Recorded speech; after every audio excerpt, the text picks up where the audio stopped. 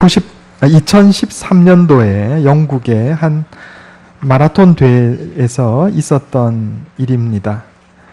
1위 한 선수를 제외하고 2위, 3위 선수를 포함해서 5천여 명의 선수들이 모두 다 실격하는, 전원 실격 처리되는 일이 있었습니다. 1위로 달려온 선수는 실격하지 않았어요. 2위부터 시작해서 5천여 명의 선수들이 분명히 결승선을 통과하기는 했는데 전원 실격 처리되고 말았습니다. 이유가 무엇인가 하면 아마 그 우승한 선수하고 2위, 3위 그룹이 좀 거리가 차이가 났던 모양이에요. 그런데 이 2위, 3위, 2위 그룹의 선수들이 길을 잘못 들었어요. 마라톤 전체 길이가 42.195km인데 길을 잘못 드는 바람에 264m를 덜 달린 겁니다. 그리고 그것을 따르던 뒤에 오던 선수들이 모조리 잘못된 길로 다 들어갔어요. 그래서 우승한 선수 한 명만 합격, 나머지는 전원 실격, 이런 일이 있었다고 합니다. 왜 그랬을까요? 앞사람 뒤통수만 보고 달렸기 때문입니다. 내가 가는 길이 올바른가 살펴보지 않고 앞사람 뒤통수만 보다가 잘못된 길로 들어서고 말았어요. 군생활할 때 생각이 납니다. 군대 가면 행군을 하는데 낮에만 행군하는 게 아니고 밤에도 행군하거든요. 10시간, 15시간씩 이렇게 걷다 보면 밤에 행군할 때 자면서 걷습니다. 절반은 자면서 걸어요. 그러면 앞에 병사의 전투모 뒤에 하얀색으로 이렇게 테이프를 붙여놨어요. 보통 이제 분대장, 소대장, 분대장 이제 이런 표시들 붙여놨는데 그것만 보고 가는 겁니다. 산을 타다 보면 이렇게 비탈길 같은 데 있어요. 앞사람이 떨어지면 뒷사람도 줄줄줄줄 같이 떨어지는 겁니다. 왜? 졸면서 앞사람 뒤통수만 가다가 보는 거예요. 가면서 앞사람 뒤통수만 보면서 가다가 같이 떨어진다, 이런 얘기입니다. 빨리 달리고 또 넘어지지 않고 잘 달렸다 할지라도 방향을 잘못 잡으면, 길을 잘못 들면 소용이 없습니다. 그래서 속도보다 중요한 것은 방향이다, 이런 말이 있어요. 비록 좀 천천히 가더라도 방향 선택을 올바로 해야 성공적인 삶을 살 수가 있는 것입니다. 다윗은 양치는 목자로부터 시작해서 이스라엘의 왕이라는 최고의 지위까지 올라간 인물입니다. 오늘 여기 시편 62편은 다윗이 지은 시예요. 다윗이 짓고 여기 이것을 가사로 해서 노래도 부르고 시편의 많은 부분이 다윗이 이렇게 지었습니다. 다윗의 삶은 파란만장한 것이었습니다. 그는 골리앗과 싸워 이긴 후에 이스라엘의 주요한 장수로 이렇게 인기를 끌었지만은 이스라엘의 첫째 왕 사울 왕의 질투 때문에 수차례 목숨을 잃을 위기를 겪었습니다. 그래서 사울 왕으로부터 배반당하고 망명의 길을 걸어야 했습니다. 사울이 죽은 후에 다윗이 이스라엘의 왕이 된 후에도 신하들, 믿었던 신하들과 자식들에게 배반당하는 슬픔도 겪었고 그 와중에 자식들도 잃었습니다. 그러나 다윗은 그런 고난과 역경이 가득 찬 인생을 살았음에도 불구하고 결코 굴하지 않고 꿋꿋하게 자신의 인생의 마라톤을 완성한 사람이었습니다. 그는 실격하지 않았어요. 영적으로 실격하지 않고 인생의 마라톤을 잘 뛰었다, 이런 얘기입니다. 심지어 하나님으로부터 이 사람은 내 마음에 합한 자라, 이런 칭찬까지 받았던 사람이 바로 다윗입니다. 다윗이 어떻게 그런 성공적인 인생, 승리하는 인생을 살 수 있었을까요? 오늘 시편 62편에 바로 다윗이 그런 승리하는 인생, 성공적인 인생을 살 수 있었던 비결이 요 시편 62편에 녹아 있습니다. 오늘 설교 제목을 성공하는 인생의 3가지 비결이다 그랬습니다. 어떻게 하면 우리가 영적으로 하나님 보시기에 승리하는 성공적인 인생을 살 수 있을까?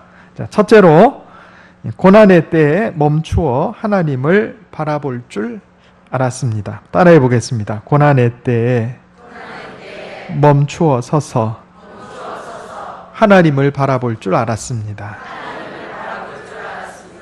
오늘 시편 62편 1절에 나의 영혼이 잠잠히 하나님만 바라며 나의 구원이 그에게서 나오는도다 그랬어요.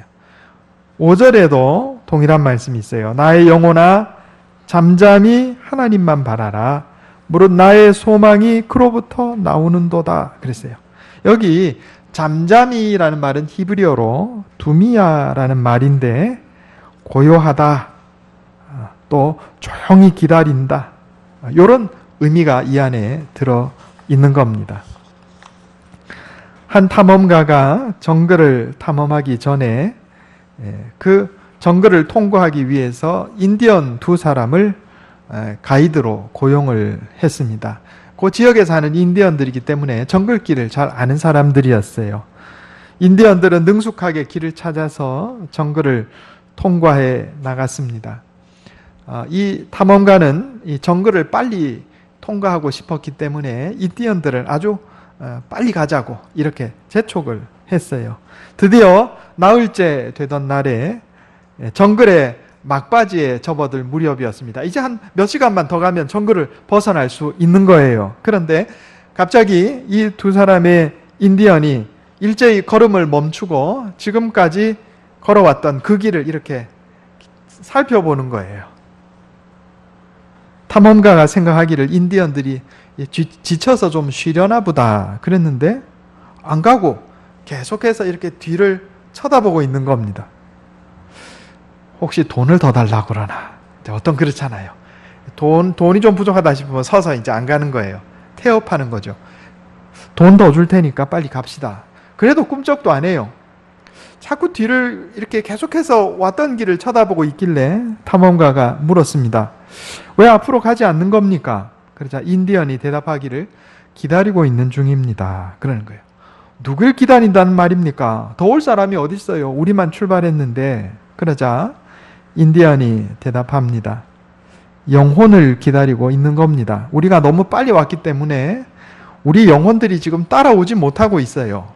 우리 영혼들이 다 와야 같이 출발하는 겁니다. 그래서 여기서 기다리고 있는 겁니다. 이렇게 대답했다고 합니다. 동양의 현자 노자는 이런 말을 했습니다. 우리는 바퀴에 몸체를 만들지만 마차를 굴러가게 하는 것은 바퀴 중심에 있는 빈 공간이다 그랬어요.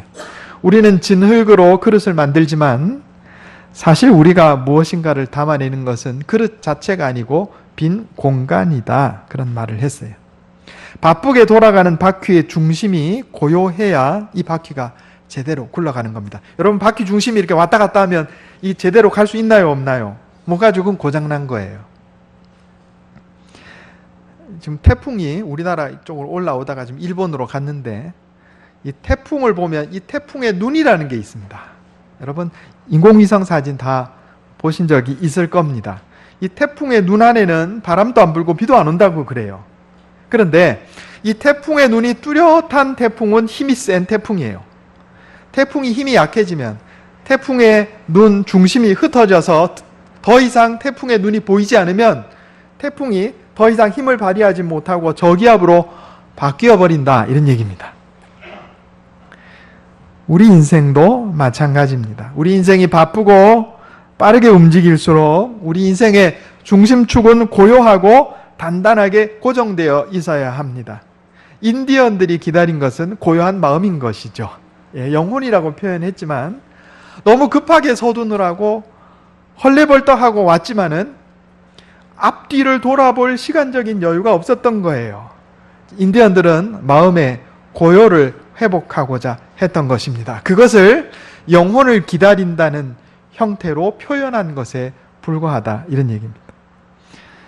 여러분 우리가 우리 삶의 중심을 지킨다는 것, 삶의 방향을 돌아본다는 것은 그리 거창한 것이 아닙니다. 잠시 멈추고 내가 믿음의 토대 위에 바로 서 있는지, 내가 잠잠히 하나님을 잘 바라보고 있는지 그걸 한번 체크해 보는 것이다 이런 얘기예요.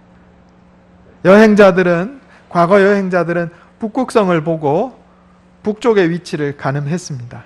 무턱대고 가지 않았다 이런 얘기입니다. 무턱대고 가다가 방향 잃으면 그게 오히려 손해나는 거죠. 우리 인생이 바쁘고 힘들고 오히려 고난과 역경이 있을수록 내가 믿음의 토대 위에 고요하게 바로 서 있는가, 흔들리지 않고 믿음의 토대 위에 바로 서 있는가, 내가 하나님만 똑바로 바라보고 잠잠하게 내 영혼이 잠잠히 하나님만 바라보고 있는가, 이거 살펴봐야 된다 이런 얘기입니다. 다윗이 그 험난한 인생길 가운데 무너지지 않고 넘어지지 않고 인생 마라톤을 성공적으로 완수할 수 있었던 비결 첫 번째는요, 잠잠히 하나님만 바라볼 줄 알았다. 그 영혼의 고요함을 지킬 줄 알았다 하는 겁니다.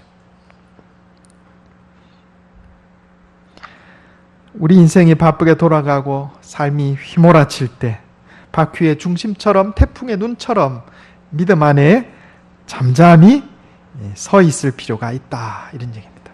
주변의 상황에 영향받지 않고 하나님을 바라보며 잠잠하게 믿음의 토대 위에 서 있을 수 있는 사람은 성공적인 인생을 살 수 있는 겁니다. 두 번째로 구원의 반석 능력의 근원이신 하나님을 의지할 줄 알았습니다. 따라해 보겠습니다. 구원의 반석 능력의 근원이신 하나님을 의지하였습니다. 오늘 시편 62편 2절에 보면 오직 그만이 나의 반석이시요 나의 구원이시요 나의 요새이시니 내가 크게 흔들리지 아니하리로다 그랬어요. 또 시편 62편 7절에 내 힘의 반석과 피난처도 하나님께 있도다 그랬어요. 그리고 고백하기를 8절에 백성들아 시시로 그를 의지하고 그의 앞에 마음을 토하라. 하나님은 우리의 피난처시로다. 아멘. 구원의 반석 능력의 근원이신 하나님을 의지하였다는 얘기는 하나님께 기도할 줄 알았다 이런 얘기입니다. 2차 세계대전이 끝나고 얼마 되지 않았을 때 일입니다. 한 부인이 식료품 가게에 와서 성탄절 전날이었던 것 같아요. 성탄절 저녁에 아이들과 함께 먹을 수 있도록 조금만 식료품을 외상으로 달라고 이렇게 간청을 했습니다.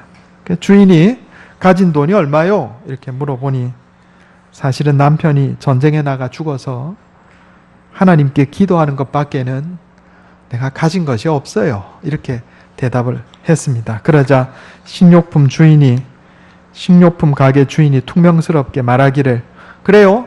당신이 했던 기도 한번 종이에 한번 써보시오. 그러면 내 그 무게만큼 식료품을 주리다. 자, 종이 한 장에 기도 써봐야 그게 무게가 얼마나 나갈까요? 그런데 여인이 품에서 기도 노트를 한 권 꺼내는 거예요. 내가 그동안 하나님께 기도했던 거예요. 우리 아이가 아파서 어제 저녁에도 기도를 적어 두었지요. 그게 노트 한 권이 되는 거예요. 그러니까 주인이 한 말도 있고 해서 자, 저울에다가 한쪽에 기도 노트 올리고 한쪽에다가 빵을 올렸습니다. 빵 한 개 정도 되겠지 생각했는데 빵 한 덩어리 올려놨는데도 저울이 안 움직이는 거예요. 이게 평형이 돼야 되는데 이게 어떻게 된 거야? 햄도 올려놓고 과일도 올려놓고 그런데 저울이 안 움직이는 거예요. 더 이상 저울 위에 올려놓을 자리가 없게 되자 주인이 가만히 보니까 저울이 고장난 거예요. 주인이 저울이 고장났네. 더 올려놓을 자리가 없으니까 당신이 봉지에 넣어서 가든 품에 안고 가든 가시오. 나 바쁘니까 퉁명스럽게 말했습니다. 부인은 눈물을 흘리며 감사하는 마음으로 돌아갔습니다. 그 후 몇 년 동안 이 식료품 가게 주인은 가끔 그 일을 떠올리며 의아하게 생각했습니다. 그게 정말 우연의 일치일까? 왜 노트를 가지고 왔을까? 내가 그런 말 할 줄 알았을까? 왜 그때 저울이 고장났을까? 부인이 오기 전에 저울이 고장나 있었을까? 부인의 기도 노트를 올렸을 때 저울이 고장났을까? 이런 생각을 하게 되었다. 이런 얘기입니다. 여러분, 불신자들은 우리 인생에 벌어지는 일들이 우연히 일어난 것이고 어쩌다 일어난 것이라고 생각하지만 우리는 그렇게 생각하지 않습니다. 하나님은 내 인생을 움직이시고 인류 역사를 주관하시는 하나님이십니다. 하나님은 능력의 근원이시요 우리 구원의 반석이십니다. 우리가 기도하면 하나님께서 움직이시고 그것은 사람의 생각으로 가늠할 수 없는 방법일지라도 하나님께서 능력으로 역사하시면 우리 인생에 기적이 일어나는 것입니다. 여러분, 그것을 믿으시기 바랍니다. 우리 인생의 복과 성공과 실패는 나에게 달려있는 것도 아니고 다른 사람에게 달려있는 것도 아니고 하나님께 달려있는 것을 믿으시기 바랍니다. 신자와 불신자를 구분하는 간단한 기준이 있어요. 그게 뭐냐면 살아가면서 기도하는가. 기도하면 신자고 기도 안 하면 불신자예요. 특별히 인생에 어려운 일이 있을 때, 갑작스럽게 당황스러운 형편을 맞닥뜨렸을 때 기도하는 자는 신자고 기도 안 하는 자는 신자 아닙니다. 신자라고 보기 어렵다, 이런 얘기입니다.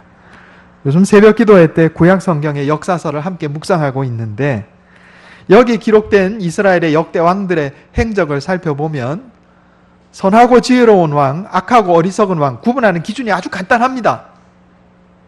자신의 개인사에 나라에 어려움이 닥쳐왔을 때 기도하는 왕은 선하고 지혜로운 왕이고 그래도 기도 안 하고 다른 거 의지하는 왕들은 악하고 어리석은 왕입니다. 아주 뚜렷하게 나눠진다, 이런 얘기입니다. 이러한 삶의 태도는 인생에 중요한 일이 있을 때만 나타나는 것이 아니고 우리의 작은 일상생활에도 해당이 된다, 이런 얘기입니다. 여러분, 부부싸움 할 때 기도하십니까? 부부싸움 할 때 혹시 기도하세요? 부부싸움 할 때 하나님, 내가 지금 폭발하기 직전인데 내 마음을 다스려 주시고 제 아내가 예뻐 보이게 해주시고 가정에 위기가 없도록 나를 도와주시옵소서. 싸우는 도중에라도 마음속에 그런 기도하고 있는 사람은 성숙한 신자, 부부싸움 할 때 눈이 뒤집혀가지고 기도도 안 나고 아무 생각도 안 나는 사람은 미성숙한 신자, 그렇습니다. 굉장히 중요한 차이입니다. 부부싸움 할 때 기도할 줄 아는 사람은 그 가정 절대로 깨어지지 않습니다. 부부싸움 할 때 기도가 안 나오는 사람은 위험한 가정입니다. 자녀를 훈계할 때 기도하십니까? 자녀를 훈계할 때 마음속으로 기도하면서 훈계하는 가정의 자녀는 복되게 성장합니다. 자녀를 훈계할 때 속에서 보골이 폭발해서 아무 생각 안 나고 자녀가 한없이 미운 사람은 그 자녀 어려워진다, 이런 얘기입니다. 뭐 인생의 어려운 순간에 기도하라고 할 때 무슨 거창 얘기하는 거 아니에요. 뭐 남북한에 전쟁이 나가지고 꼭 그럴 때 기도하는 거, 그런 정도가 아니고 일상생활 할 때, 여러분 사업하시면서 계약하는 순간에 기도하면서 계약하십니까? 학교에서 시험 볼 때 기도하면서 시험 보십니까? 그 차이가 큰 차이라니까요. 여러분, 다윗은요 뭐라고 지금 고백합니까? 62장 8절 같이 한번 읽어보겠습니다. 시편 62편 8절 같이 읽겠습니다. 시작. 백성들아, 시시로 그를 의지하고 그의 앞에 마음을 토하라. 하나님은 우리의 피난처시로다. 아멘. 여기 시시로 히브리어로 에트라는 뜻입니다. 끊임없이, 항상, 인생의 순간순간마다 큰 일이나 작은 일이나 버스를 타고 갈 때나 다른 사람과 대화할 때나 일할 때나 할 것 없이 순간순간마다 하나님 앞에 기도하는 자, 토해 놓는다는 말은요 쏟아붓다, 이런 얘기입니다.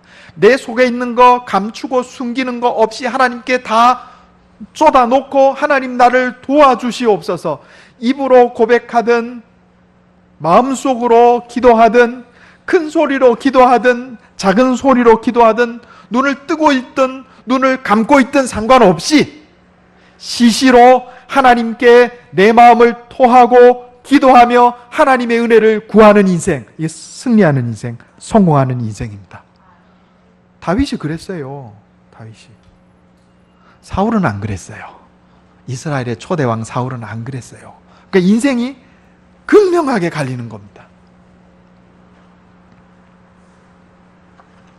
저와 여러분은 우리의 구원의 반석이시여 우리의 요새이신 하나님께 기도하고 하나님의 도우심을 구하는 자 되기를 원합니다. 세 번째로 하나님께서 심판의 주인이심을 알고 행했습니다. 따라해 보겠습니다. 하나님께서 심판의 주님이심을 알고 행했습니다. 오늘 시편 62편 12절에 주여 인자함은 주께 속하오니 각 사람이 행한 대로 갚으심이니이다. 아멘. 성숙한 신자는 자신의 인생의 선택과 행동들이 마지막 날 하나님의 심판대 앞에 반드시 심판받을 것을 잊지 않습니다. 그래서 어떤 선택을 하든지 내가 하나님의 심판대 앞에 서게 된다는 것을 명심하고 어떤 행동을 하든지 이 행동에 대해서 하나님께서 나를 심판하실 것을 기억한다 이 말입니다. 다윗은 그렇게 살았어요. 물론 그도 실수가 있고 그도 죄를 범했습니다. 그러나 그의 인생의 대부분은 하나님의 또 그가 잘못했을지라도 심판주 하나님을 깨닫고 속히 회개했어요.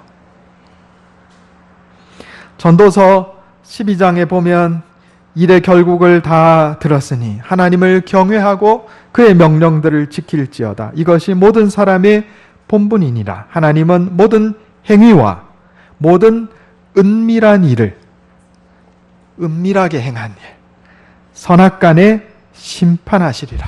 갈라디아서 6장 7절에 스스로 속이지 말라. 하나님은 업신여김을 받지 아니하시나니 사람이 무엇으로 심든지 그대로 거두리라. 아멘. 여러분, 우리 인생에 승리하고 성공하는 비결 세 번째, 하나님께서 심판하실 줄 아는 겁니다. 그래서 내 선택을 통제하고 내 행동을 통제하는 거예요. 절제할 줄 아는 것. 이 성공하는 인생의 비결이다. 이런 얘기입니다. 스코틀랜드의 조지 마티슨이라는 사람이 쓴 글에 이런 내용이 있습니다. 성경에 나오는 영적인 위인들에게 가장 잊지 못할 인생의 순간이 어디였던가 물어보라. 아마 그들은 이렇게 대답할 것이다. 아브라함에게 물어보면 모리아의 번제단에서 이삭을 바치려 했던 그때를 말할 것이요. 요셉에게 물어보면 보디발 아내에게 모함을 받아 감옥에 갇혔던 차가운 감옥 바닥을 생각할 것이며, 룻에게 물어보면 굶어 죽지 않기 위해서 다른 사람의 밭에서 허리가 아프도록 이삭을 줍던 그날을 떠올릴 것이며, 다윗에게 물어보면 그의 노래는 인생의 밤에 지어졌다고 할 것이며, 욥에게 물어보면 하나님께서 폭풍우 속에서 대답하셨다고 응답할 것이다. 베드로에게 물어보라. 그의 인생은 물고기 한 마리 잡지 못했던 바로 그 갈릴리 호수에서 순종을 배웠다고 말할 것이며, 요한에게 물어보면 반모섬에 유배되었을 때가 승리의 면류관이었다고 고백하리라. 이렇게 글을 썼습니다. 이들은 역경을 딛고 고난을 이기고 승리하는 인생을, 성공하는 인생을 살았던 사람들입니다. 이들의 특징은 금방 말씀드린 것처럼 세 가지, 그들의 인생의 특징을 세 가지로 요약할 수 있습니다. 삶의 어렵고 힘든 순간에, 특별히 고통스러운 순간에 잠잠히 하나님을 바라보는 고요한 영혼을 가지고 있었다는 점. 능력의 근원, 구원의 반석이신 하나님을 의지하고 하나님께 기도할 줄 알았다는 점. 그리고 내 삶의 모든 선택과 행동이 하나님의 심판대 앞에 설 것을 기억하고 선택하며 절제하는 삶을 살았다는 것. 바로 그랬기 때문에 승리하고 성공하는 인생을 살았던 것입니다. 저와 여러분이 이런 인생을 사시기를 예수님의 이름으로 축원합니다. 기도하겠습니다. 하나님, 오늘 본문 말씀을 통하여 성공하는 인생의 세 가지 비결을 깨우쳐 주시니 감사합니다. 우리 인생의 순간에, 특별히 고난의 때에 우리 영혼을 고요하게 하고 하나님을 바라볼 줄 아는 지혜로운 자들 다 되게 해 주시옵소서. 특별히 어렵고 힘들 때뿐만 아니라 일상생활 가운데 구원의 반석 능력의 주인이신 하나님을 의지하고 하나님께 기도하는 자들 다 되게 해 주시옵소서.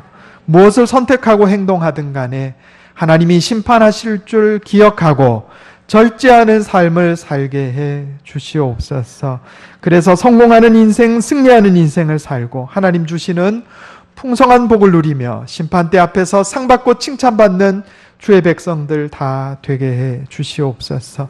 이것이 내 힘과 능력으로 되지 않음을 고백합니다. 날마다 말씀으로 우리를 깨우쳐 주시고 성령으로 인도하여 주시옵소서.